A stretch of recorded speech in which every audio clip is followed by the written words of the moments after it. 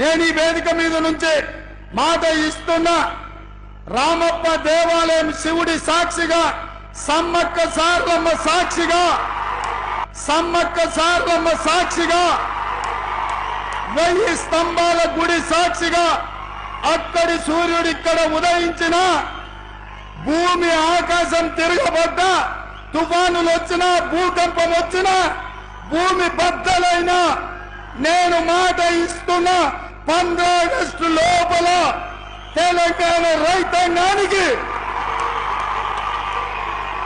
15 August లోపల తెలంగాణ రైతాంగానికి 2 లక్షల రూపాయల రుణమాఫీ చేసి తీరుతా.